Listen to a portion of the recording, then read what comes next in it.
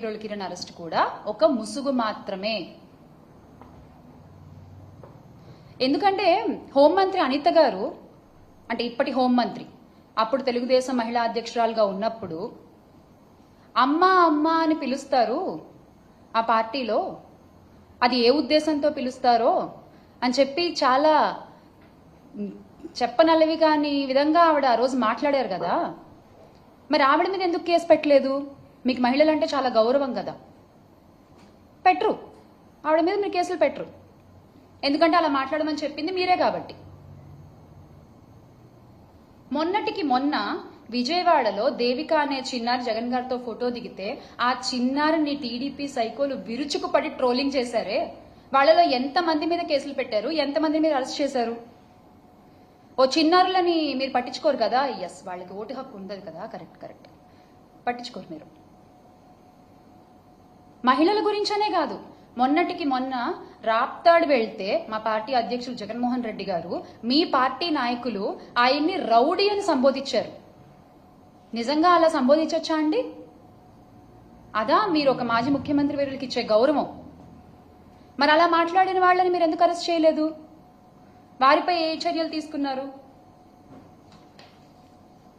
ఇదంతా ఒక నటన. తెలుగుదేశం డ్రామాల పార్టీ కాబట్టి మీరు చక్కగా యాక్టింగ్ చేయగలరు, కాబట్టి మీరు చక్కగా నటించగలరు, కాబట్టి చాలా బాగా నటిస్తున్నారు. వినేవాళ్ళు వెర్రివాళ్ళు అయితే చెప్పేవాళ్ళు చంద్రబాబు అని. మీరు చెప్తూ ఉండండి మీ అబద్ధాలు, ప్రజలు వింటున్నారని మాత్రం అనుకోవద్దు. ఖచ్చితంగా ఒకరోజు సమాధానం చెప్తారు, దానికి ఖచ్చితంగా చెప్తారు. మీ వికృత వికటాట్టహాసాలు చేస్తున్న యూట్యూబ్ ఛానళ్లు, అకౌంట్లు, యజమానులు ప్రతి ఒక్కళ్ళు చంద్రబాబు గారు, లోకేష్ గారి మనుషులే. ఈ విషయం అందరికీ తెలుసు. మా నాయకులు వైఎస్ఆర్ కాంగ్రెస్ పార్టీ అధినేత వైఎస్ జగన్మోహన్ రెడ్డి గారి పైన, ఆయన కుటుంబ సభ్యుల మీద అసభ్యకర వ్యాఖ్యలు చేసి అరెస్ట్ అయిన ఐటీడీపీ మెంబర్ చేబ్రోలు కిరణ్ ఎవరు పేరు చెప్పారు? చంద్రబాబు నాయుడు గారి పేరే కదా. మరి చంద్రబాబు నాయుడు గారి మీద కేసు ఎందుకు పెట్టలేదు?